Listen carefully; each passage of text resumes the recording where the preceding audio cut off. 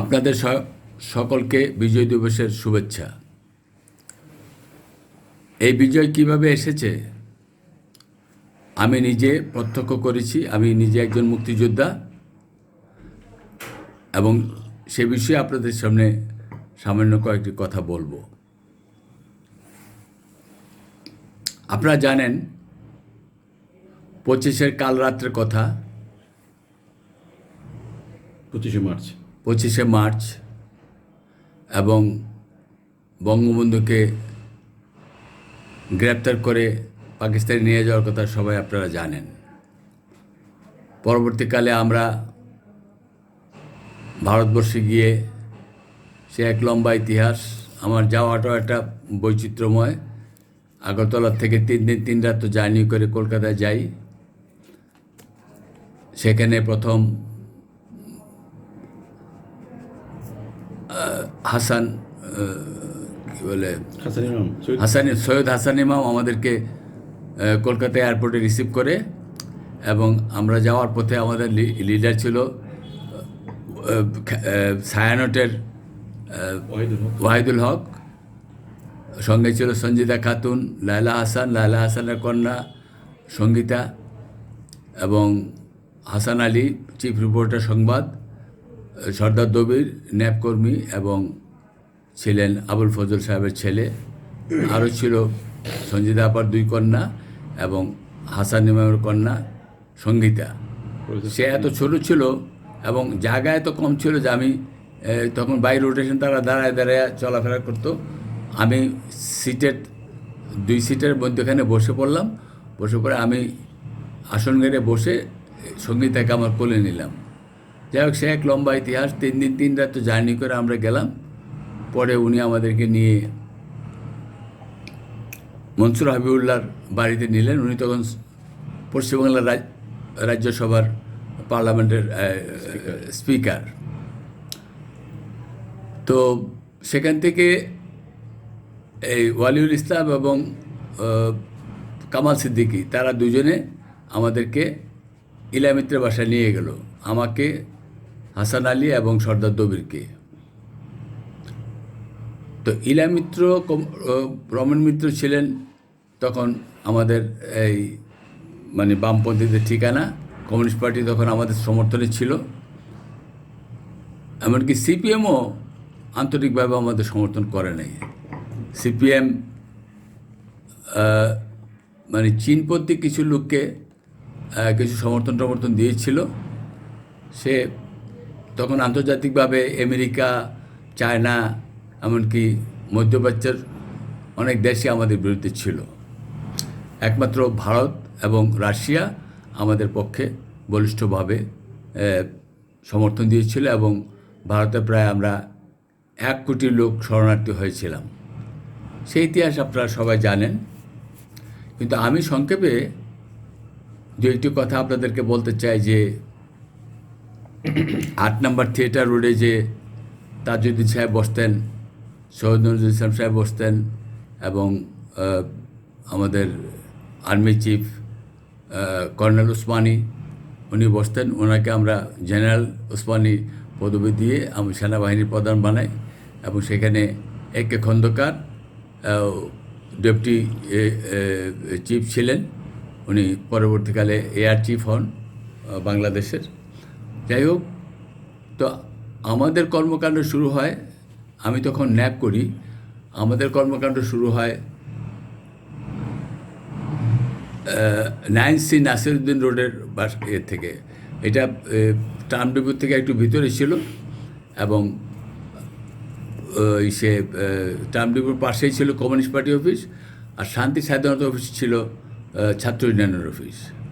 তো এইভাবে আমাদের কর্মকাণ্ড শুরু হয় এবং বিভিন্ন বর্ডারে আমাদের বিভিন্ন জেলার লোকজন যায় বর্ডারে বিভিন্ন কমিউনিস্ট পার্টির সহায়তা এবং ইন্ডিয়া গভর্নমেন্টের সহায়তায় ক্যাম্প গড়ে তোলে বিভিন্ন স্কুল কলেজে। তো আমি শুধু একটা ক্যাম্পের ঘটনা বলি যে এক পর্যায়ে আমরা তখন সেই সমস্ত রিসেপশন ক্যাম্পে থেকে আমরা মুক্তিযোদ্ধা বাছাই করে ট্রেনিংয়ের জন্য পাঠাতাম।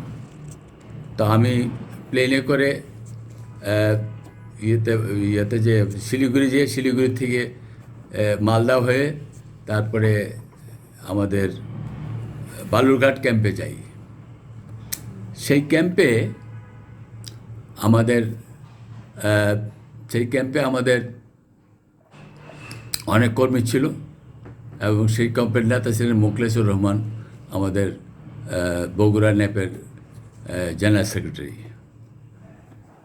ফর্চুনেটলি ওইখানে সুবোধ লাহিড়ী করে এককালে আমাদের দেশে ছিল, কমিউনিস্ট পার্টি বা ন্যাপের লোক।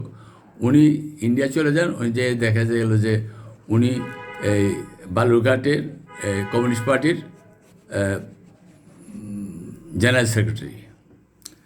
তো যাই হোক, আমি যেতে যেতে সন্ধ্যা হয়ে যায়। রাত্রেবেলা খেতে বসি, ক্যাম্প লিডার আমার পাশে, এবং এটা ক্যাম্পটা ছিল একটা স্কুলের মধ্যে।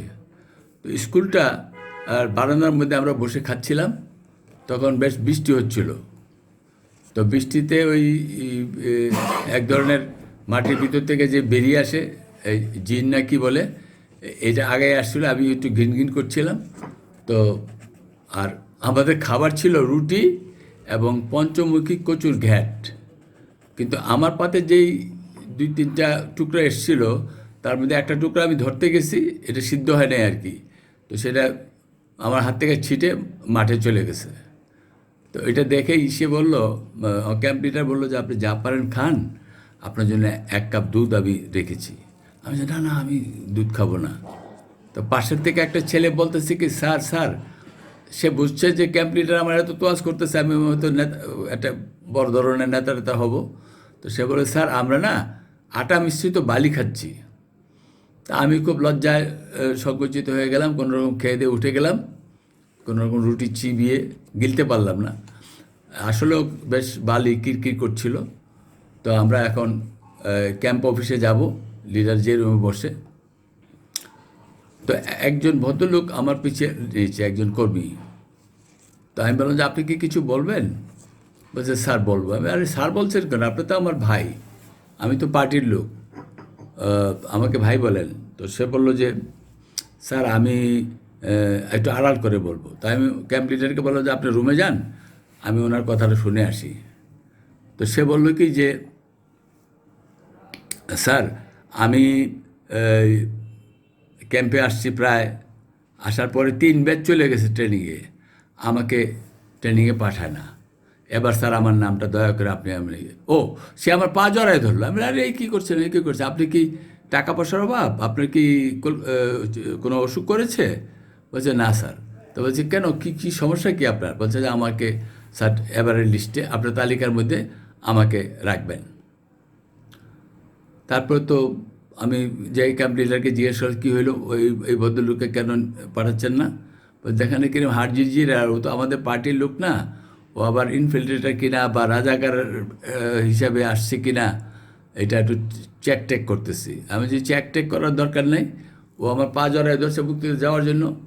যারা মুক্তিতে যাবে তারা যে পাকিস্তানিদের কামানের বন্দুকের গুলির খোরাক হবে, সেটা জেনেও তারা মানে মুক্তিতে যাওয়ার জন্য যে আত্মহারা বা পাগল হয়ে গেছে এমন, যে আমার পা জড়ায় ধরছে, সেই লোক কোনো সময় রাজাকার হতে পারে না। তাকে আপনি দিয়ে দেন এবং তাকে সেই তালিকায় আমি অন্তর্ভুক্ত করি, এবং আমি আবার কলকাতায় ফিরে আসি। এইভাবে আমাদের বিভিন্ন জায়গায়, আগরতলা, মেঘালয়, বনগাঁ, বসিরহাট, এই যে বালুরঘাটের কথা তো বললামই, এইভাবে বিভিন্ন জেলার ক্যাম্পগুলো, বিভিন্ন বেল্টে, বর্ডার বেল্টে আমাদের ক্যাম্পগুলো ছিল। তো আমাদের হেড অফিসের কথা তো, হেড অফিস ছিল 9C নাসিরুদ্দিন রোডে। তো সেখানে একদিন কমিউনিস্ট পার্টির এক নেত্রী কল্যাণী ধর, তার দেবর ছানাধর, তারা আমাদের অফিস দেখতে আসলেন। এবং আমাদের অফিসটা খুব বিচিত্র ছিল। উপরে থাকতো ওই যে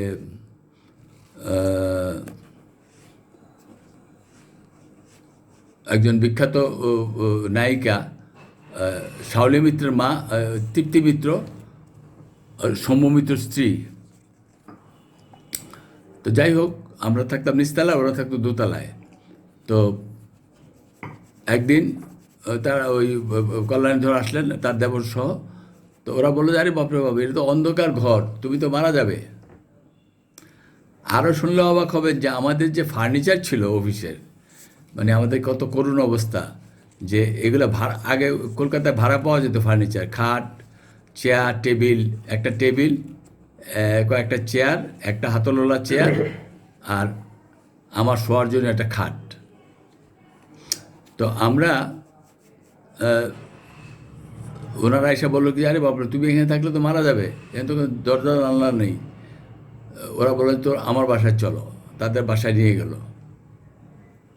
যাই হোক, তো এই দিক দিয়ে তো প্রতিদিন আমি অফিস করছি। এর মধ্যে মাঝে আমরা কিছুদিন ছিলাম, ওই যে অফিস নেওয়ার আগে একটা বাসায় ছিলাম, ডক্টর এমগনির কন্যা, ওনার বাসায় ছিলাম, বড় বড় মেয়ের বাসায়। তো উনি প্রথম একটা রুম দিয়েছেন, সেখানে জসিম মণ্ডল, প্রফেসর আব্দুল হালিম, আমি এবং তাদের ফ্যামিলি থাকতো। আমার তো ফ্যামিলি নেই, আমি তো তখন ইয়াং এবং বেচারা, এবং আজও আমি বেচারার আছি। তো পরবর্তীকালে আমাদের মণি সিং, তারপরে মণিকৃষ্ণ সেন, তারপরে খোকা রায়, কমরেড সালাম, বারিন দত্ত, যে নাকি কমরেড সালাম নামে পরিচিত ছিল, তারা তারা সেখানে থাকা শুরু করে। আমি তখন ন্যাপ অফিসে চলে আসি।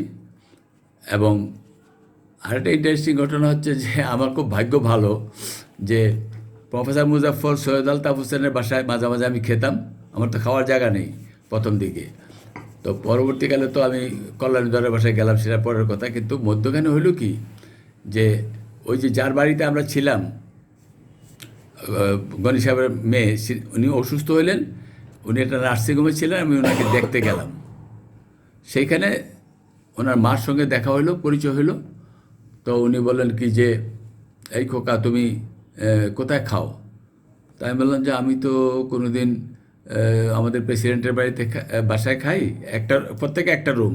সৈয়দ আলতাফ একটা রুম ভাড়া ছিল, প্রফেসর মুজাফর একটা রুমে ছিল। সৈয়দ আলতাফ ছিল একটা স্কুলের মিস্ট্রেসের বাসায়, ওনার আত্মীয়র মতো। ওনার তো আবার অরিজিনালি গোলাম কুদ্দুস সাহেব, কবি গোলাম কুদ্দুস ওনার আত্মীয় ছিলেন।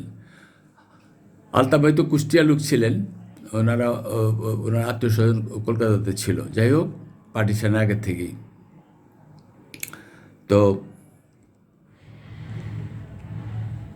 আমরা, ওই মহিলা বললো কি যে, আমি বললাম যে মাঝে মাঝে বৃষ্টি টিষ্টি হইলে আমি যাই না, আমি এই কাছে শামস হোটেল আছে, সেই হোটেলে আমি এই কাবাব আর রুটি খাই। বলে ওরে বাবা, হোটেলে খাওয়া খাইলে তুমি মারা যাবে। তারপরে উনি বললো যে তুমি যাবা এখন? উনি একটা টানা রিক্সা করে গেছিল, যে মানুষের টানা রিক্সা আছে না, সেই রিক্সা করে গিয়েছিলেন। তো উনি বললেন যে এক কাজ করো, তুমি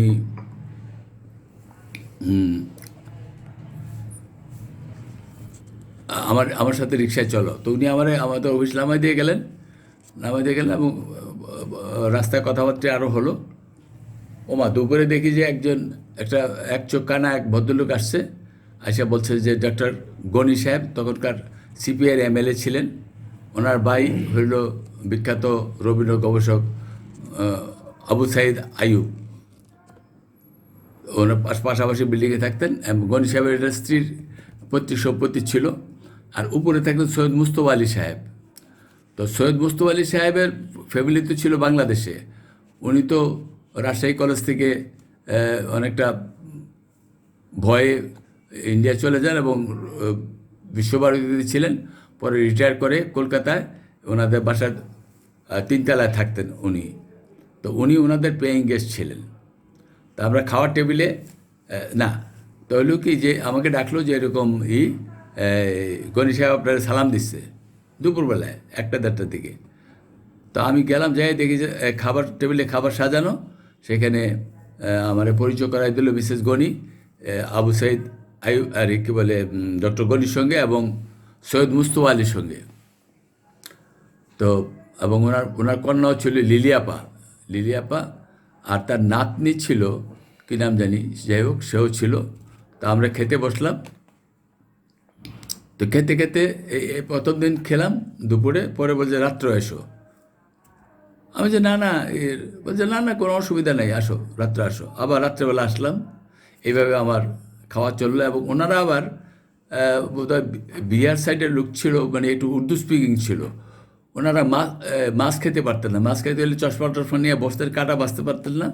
ওনারা বেশিরভাগই মাংস খেতেন, এই মাংসের কাটলেট, মাংস দিয়ে আলু দিয়ে, তারপরে মাংসের চপ, এরকম খাবার টেবিলে থাকতো।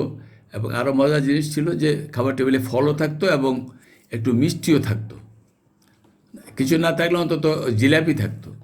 তো গনি সাহেব বলতেন কি যে দেখো, এই যে একটু খাবার পরে একটু মিষ্টি খাওয়া ভালো, হজমের জন্য ভালো, এবং এটা কি সুন্নত টুন্নত কি এটাকে জানি বললো। যাই হোক, তো এই ব্যাপারে চলছে। একটা ইন্টারেস্টিং ঘটনা বলি। একদিন আমি এরকম যাচ্ছি, তো সৈয়দ মুস্তফা আলী সাহেব আমি যাওয়ার পরে খাবার শুরু হয়। তো সৈয়দ মুস্তফা আলী আমাকে দেখে খেপে গেল, বলে এই তুমি মুক্তিযোদ্ধা না চুক্তিযোদ্ধা হে? তা আমি তো থতমত খেয়ে গেলাম যে কী ব্যাপার, আমি কী অপরাধ করলাম। তা আমি যে কাঁচামাচু করে বসলাম। তো বসার পরে গনি সাহেবের বড় মেয়ে, সে খুব উত্তেজিত হয়ে গেল যে হ্যাঁ আপনি আমাদের মেহমানকে বেইজ্জত করছেন। সে প্লেট ছুঁড়া মেরা সে উঠে চলে গেল। তো তখন মিসেস গনি বললো যে তুমি বকুলকে এই কথা বললা কেন? আমি তখন বকুল সরকার নামে পরিচিত ছিলাম কলকাতাতে। তো বললো যে দেখেন, আমি তো ট্রাম থেকে নেমেছি, দেখি কি যে ডালিম, তখন এই যে কিলার ডালিম, তখন এই ঘটনাটা বলতেছে এই কারণে যে কিলাররা যে once you are bad you are always bad. Killer Dalim বলছে কি যে আমি আহত হয়েছি, হাতটা ব্যান্ডেজ করা এবং গলার মধ্যে ঝুলানো। তখন সে প্রেম করতো আমাদের কলকাতা ডেপুটি হাই কমিশনের ফার্স্ট সেক্রেটারি আরআই চৌধুরীর মেয়ে নিম্মির সঙ্গে। তো নিম্মি খুব উগ্রভাবে কাপড় জামা পরতো। তো কলকাতার ট্রামডিপুর পাশে পার্ক ওয়াইন হাউস নামে একটা মদের দোকান ছিল। তো ওরা 8টার দিকে বা 8:30টার দিকে তখন নিয়ম ছিল যে মদের দোকান বন্ধ হয়ে যাবে। তো ওরা বন্ধ করে এই কলাপসেবল গেট আটকিয়ে তারা টাকা পয়সা হিসাব করছিল। তখন ডালিম যে মদ চাইছে, আর ওখানে তো কলকাতা তো খুব কনজাস্টেড এরিয়া, বা পার্ক সার্কাসটা মুসলিম অধ্যুষিত, প্লাস হিন্দুরাও ছিল। তো আগেদের কিন্তু অনেক আগে পার্টিশন আগে কিন্তু মুসলিম বেশি ছিল এখানে। ওইখানে সরওয়ার্দী সাহেবদের বাড়ি ছিল, তারপরে যে আমাদের হাই কমিশন যে আমাদের লাইব্রেরি, সেগুলো সমস্ত সরওয়ার্দী পরিবারের বাড়ি ছিল। যাই হোক, তখন ওই পাড়ার মাস্তানরা ওই ইয়ার মধ্যে সিঁড়ির মধ্যে বসে বসে আড্ডা টাড্ডা মারতো, বিড়ি টিড়ি খাইতো। তো তারা দেখলো যে বেটা মুক্তিযোদ্ধা, ওরা তো চিনে আমাদেরকে, যে আমরা আইসি জয় বাংলার লোক, মানে তারা আমাদের জয় বাংলার লোক কইতো। এবং তখন একটা মজার ঘটনা আছে যে চোখ লালের একটা অসুখ আসলো, চোখ উঠে যেত। তো বলছে এই অসুখটার নাম দিচ্ছিল জয় বাংলা এই রোগ। তো ডালিম যখন হল্লা করছে তখন ডালিমকে ঘুষি মাইরা ফেলে দিছে। উনিও তখন ট্রাম থেকে নামছে। তো সেটা ওনার খুব লাগছে। তারপরে উনি আমাকে সেই কারণে এই কথা বলেছে, যাক বোঝা গেল। কিন্তু সবচেয়ে মজার ব্যাপার হলো যে মিসেস গনি বললো কি যে দেখো ভাই, তুমি তো তোমার খাবার আমি উপরে পাঠিয়ে দেব, তুমি আর এই টেবিলে বসে খাবে না, কারণ নাহলে তো আমার মেয়ে খাবে না তুমি আসলে। তো আনফর্চুনেটলি, আর আমরা যখন যেতাম খেতে বসতাম আগে তখন উনি সারা রাত জেগে বিবিসি, ভয়েস অফ আমেরিকা, তারপরে অস্ট্রেলিয়ান রেডিও, বিভিন্ন দেশের উনি খবরাখবর বলতেন। এবং এত সুন্দর, মানে ওনার লেখা যেমন বৈচিত্র্যময় সুন্দর গল্পগুলা, উনি যখন কথা বলতেন খাবার টেবিলে। তো একদিন মিসেস গনি বলতেছে কি যে মুস্তফা, তোমার মাইকটা একটু বন্ধ করবে, আমাদের হাত তো শুকিয়ে কাঠ হয়ে গেল। তো এই হলো আমার জীবনে খুব মজার ঘটনা, যে অনেক ভালো ভালো খাবারও খেতে পেরেছি এবং মুস্তফা আলীর গল্প শুনতে পেরেছি। তো আমি খুব সৌভাগ্যবান যে আমার খুব একটা শেষের দিকে খাবার কষ্ট হয়নি। সকালবেলায় কল্যাণীধরের বাসার থেকে তখন উনুন ছিল, কয়লার উনুনের জলে বা ওই যে একটা রকম স্টিক থাকে না যে পানি গরম করার, হট করার, তো সেটা দিয়ে গরম পানি দিয়ে মানে গরম জল দিয়ে, তারা তো জল বলে, তো আমরা গোসল করে, আমি গোসল করে অফিসে যেতাম, আর দুপুরবেলা গনির বাড়িতে খেতাম, আবার ফিরে আসতাম, এসে আবার রাত্রেবেলা গনির বাড়ি থেকে খেয়ে, ডক্টর গনির বাসার থেকে খেয়ে আমি এই কল্যাণী ধরে বাসায় যেয়ে রাত্রে যাপন করতাম। এই ছিল আমার রুটিন। তো এইভাবে তো চলছে। চলার পরে এখন মুক্তিযুদ্ধ ধীরে ধীরে অগ্রসর হচ্ছে।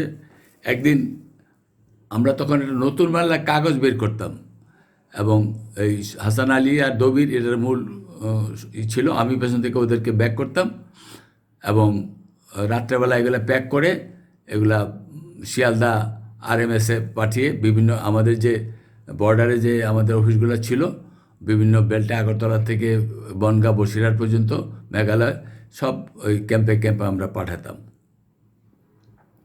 এইভাবে কর্মকাণ্ড চলছে। এবং কমিউনিস্ট পার্টি বের করলো মুক্তিযুদ্ধ নামে একটা ম্যাগাজিন, যেটার সম্পাদক ছিল মতিয়া চৌধুরী স্বামী বজলুর রহমান। তো আমাদের তো যুদ্ধ চলছে, আমরা প্রত্যেক সপ্তাহে একবার করে এই ইয়েতে 8 নম্বর থিয়েটার রোডে, যেখানে তাজউদ্দিন সাহেব বসতেন, সৈয়দ নজরুল ইসলাম সাহেব বসতেন, এবং কামরুজ্জামান আর ইয়েতে ওরা আলাদা হয়েছিল, রিলিফ এবং অর্থর আলাদা, বিভিন্ন বাড়ি আমরা ইউজ করতাম আর কি। 8 নম্বর থিয়েটার রোড ছিল হেডকোয়ার্টার, এখানে প্রধানমন্ত্রী বসতেন। তো আমরা প্রধানমন্ত্রীর কাছে হাতে যে কাগজটা দিতাম। তো একদিন আমি কথা প্রসঙ্গে বললাম যে, তাজউদ্দিন ভাই, আপনি হাফ শার্ট পরেন কেন? যখনই আসি দেখি হাফ শার্ট, আপনি কি মুজিব কোট পরতে হবে দেখে হাফ শার্ট পরেন? উনি একটু গম্ভীর হয়ে গেলেন। তা আমি বললেও কথাটা, আমি একটু মানে লজ্জিত হয়ে গেলাম যে কি একটা প্রশ্ন করলাম। তো উনি বলে যে দাঁড়াও। তা আমি দাঁড়াইছি, দাঁড়ানোর পরে উনি বলেছে আসো, এদিকে আসো। ওনার বেডরুমের পাশে একটা বাথরুম ছিল। দেখলাম যে ওনার আরেকটা জামা এই ইয়েতে করে, ওই যে হ্যাঙ্গারে ঝুলে রাখছে, এরকম হাত দিয়ে টেনে টেনে টেনে টেনে এই 2টা জামা ওনার। এবং উনি শপথ নিয়েছিলেন যে দেশ স্বাধীন হওয়ার আগ পর্যন্ত আমি পরিবারের সঙ্গে থাকবো না। আশুতোষ বিল্ডিংয়ে এই ওনার পরিবার, তারপরে সৈয়দ নজরুলের পরিবার, এমনকি খন্দকার মোস্তাকের পরিবার, এরা সব থাকতেন। এবং তাদের বাসাও আমি যে কাগজ দিয়ে আসতাম, এটা ইলিয়া মিত্রের বাড়ির পাশেই ছিল। আমাদের ওয়াকিং ডিস্টেন্সের মধ্যেই পার্ক সার্কাস এরিয়াতে মূলত আমাদের কর্মকাণ্ড ছিল, আর 8 নম্বর থিয়েটার রোডে ছিল আমাদের হেডকোয়ার্টার আর কি। তো একটা পর্যায়ে যে nap, communist party, Awami League এবং ভাসানী ন্যাপ মিলে ক্যাবিনেট কনসালটেটিভ কমিটি করা হলো। এই গল্পটা বলে আমি আজকের মতো এখানে শেষ করব। তো সেই ক্যাবিনেট কনসালটেটিভ কমিটির মিটিং হবে। তো তখন মুক্তিযুদ্ধের প্রায় শেষ পর্ব চলে আসছি আমরা। সে 7ম নৌবহর বঙ্গোপসাগর দিকে ধেয়ে আসতেছে। তো আমরা তো খুব নার্ভাস হয়ে গেলাম। কলকাতাতে তখন কারফিউ হইতো, রাত্রেবেলা কারফিউ মানে লাইট ব্ল্যাকআউট হইতো, ব্ল্যাকআউট, কারফিউ না, সরি, ব্ল্যাকআউট হইতো। তো ব্ল্যাকআউটে তো আমরা তো খুব ভয় পেয়ে গেলাম। তো আমরা ওই যেদিন মিটিং হবে সেই দিন দুপুরবেলায় মাওলানা সাহেব, বিকেলের দিকে মাওলানা সাহেবের এখানে গেলাম, রাত্রে মিটিং হবে। মাওলানা ভাসানী সাহেবের থাকতেন একটা BSF-এর একটা ক্যাম্পে, ওনার সিকিউরিটি রিজনে ওনাকে ওই ক্যাম্পে রাখা ছিল, ওই আমাদের অফিসের কাছেই। তো আমরা হেঁটে হেঁটে গেলাম।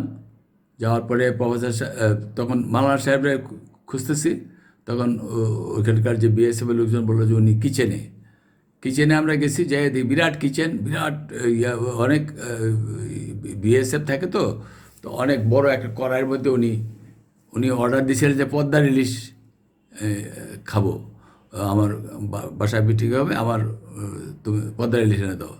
তো উনি ইলিশ মাছ ভাজতেছিলেন।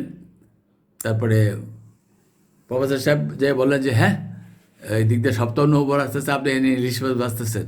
বললেন না মুজাফর খাও। তো উনি নিলেন না, রাগ করে। তারপরে এই নাও, আমাকে দিল। আর জাকির সাহেব ছিল, আর স্থপতি মাজার ইসলাম ছিলেন, আমরা কয়েকজন গিয়েছিলাম। তা আমরা প্রত্যেকে একটা করে ইলিশ মাছ ওনার থেকে নিলাম। তো উনি বলে যে যাও বসা যাই, আমি আসতেছি। তো উনি আসলেন, এসে বললেন যে মুজাফফর, সপ্তম নৌবহর আসতেছে সেটা আমি জানি, কিন্তু তুমি আর আমি তো বাস দিয়ে সপ্তম নৌবহর ঠেকা দিতে পারবো না। যা করবে জওহরলালের বেটিই করবে, মানে ইন্দিরা গান্ধীই করবে। মানে একটা কথা এত সুন্দরভাবে উনি বুঝাই দিলেন, আমি তো অবাক হয়ে গেলাম যে বাহ বাহ, মাওলানা সাহেবের তো অনেক বুদ্ধি আছে। তা আমরা চলে আসলাম। ইতিমধ্যে 20তম নৌবহর আসলো। আসার পরে তো সপ্তম নৌবহর আর আগাইতে পারলো না, এবং তারা জাতিসংঘে রাশিয়ার 20তম নৌবহর, হ্যাঁ, সোভিয়েট 20তম নৌবহর পাঠাইলো। তখন তারা উপায়ন্ত না দেখে জাতিসংঘে ইউনাইটেড নেশনসে যুদ্ধবিরতি প্রস্তাব আনলো পাকিস্তান, এবং আমেরিকা তাদের সাপোর্ট দিল। তখনও কিন্তু চায়না কিন্তু হয় নাই, ইউনাইটেড নেশনের মেম্বার হতে পারে নাই। পরবর্তীকালে হয়েছে, এবং যারা চায়নাও আমাদের বিরোধিতা করেছে। তো সোভিয়েত ইউনিয়ন ভেটো দিল 3বার। এবং আপনারা জানেন যে 16ই ডিসেম্বরের কীভাবে দেশ স্বাধীন হলো, এবং সোহরাওয়ার্দী উদ্যানে আজকে যেখানে আমরা গ্লাস টাওয়ার স্থাপন করেছি, মিউজিয়াম করেছি, এবং শিক্ষা চিরন্তন করেছি, সেই জায়গাটা আরও উন্নত হবে। আমার প্রধানমন্ত্রীর সঙ্গে আমার কথা হয়েছে, এখানে বঙ্গবন্ধু ভাস্কর্য হবে, এখানে মুজিব ইন্দিরা মঞ্চ হবে, এখানে শিশু পার্কটাকে অন্য জায়গায় সরাই নেওয়া হয়েছে। এইসব কর্মকাণ্ড চলছে, এটা আরও কিছু সময় লাগবে। তো আমরা বিজয়ের মাসে এইসব কর্মকাণ্ড এবং বঙ্গবন্ধুর জন্ম শতবর্ষ উদযাপন করছি আমরা। আসলে মূলত এই প্রস্তাবটা আমাদের ফাউন্ডেশনের পক্ষ থেকে, আমি বাংলাদেশ ফাউন্ডেশন ফর ডেভেলপমেন্ট রিসার্চের পক্ষ থেকে আমি নেত্রীকে দিয়েছিলাম। উনি সেটা রাজিও হয়েছেন। আমার প্রস্তাব ছিল 19-20, কিন্তু নেত্রী কিছুদিন পরে বললেন যে আমরা যদি 20-21 করি তাহলে তো আমরা স্বাধীনতারও 50 বছর সুবর্ণ জয়ন্তী পেয়ে যাই। মানে তাহলে ঠিক আছে সিস্টার, তাই করা হোক। এবং উনি তখন নাম দিলেন মুজিব বর্ষ। কিন্তু আমরা যেহেতু আগেভাগে উদ্যোগ নিয়েছি, ইতিমধ্যে আমরা বঙ্গবন্ধুর শত বক্তৃতা, বঙ্গবন্ধুর উপর শত প্রবন্ধ, শত গল্প, শত ভাষণ, অনেক বইটই, গান, সিডি, পোস্টার, স্টিকার, অনেক কিছু করে ফেলেছি। এবং গত বইমেলা সেগুলো বিক্রিও হয়েছে, এখনও বিক্রি হচ্ছে। তো আমার মনে হয় আমি অনেকক্ষণ কথা বলেছি, আরেকদিন বলবো, এবং সেটা বলবো বঙ্গবন্ধু হত্যার পরের ঘটনা। এবং আজকে আমরা এই বঙ্গবন্ধুর 100তম বার্ষিকী উদযাপন করতে যাচ্ছি। অলরেডি কর্মকাণ্ড শুরু হয়েছে, কমিটি করা হয়েছে, 2টা কমিটি করা হয়েছে, একটা নির্বাহী কমিটি, একটা প্ল্যানিং কমিটি। প্ল্যানিং কমিটিতে আমিও যুক্ত আছি। তো আশা করি আমরা শীঘ্রই এই কর্মকাণ্ড শুরু হবে। করোনার কারণে আমরা একটু বিধ্বস্ত আছি। নেত্রীও খুব সতর্কতার সঙ্গে কর্মকাণ্ড চালাচ্ছেন, এবং অনেক দক্ষতার সঙ্গে করোনা আমরা মোকাবেলা করছি আমাদের জননেত্রী শেখ হাসিনা। এবং আমরা শীঘ্রই আশা করি টিকা পেয়ে যাব। টিকা পেলে বাংলাদেশ করোনামুক্ত হবে, এবং আমরা আমাদের কর্মকাণ্ড আরও সুষ্ঠু সুন্দরভাবে চালাতে পারবো। আপনাদের অনেক সময় আমি কথা বলেছি, আপনাদেরকে ধন্যবাদ জানিয়ে, বিজয়ের শুভেচ্ছা জানিয়ে, এই বিজয়ের দিনে আপনাদেরকে আবারও ধন্যবাদ জানিয়ে আমি বিদায় নিচ্ছি। জয় বাংলা, জয় বঙ্গবন্ধু, জয় হোক বাংলার মেহনতি মানুষের।